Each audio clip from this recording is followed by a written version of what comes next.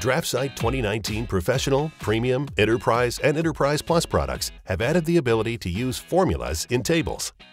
In this simple example, I have a small table depicting room areas.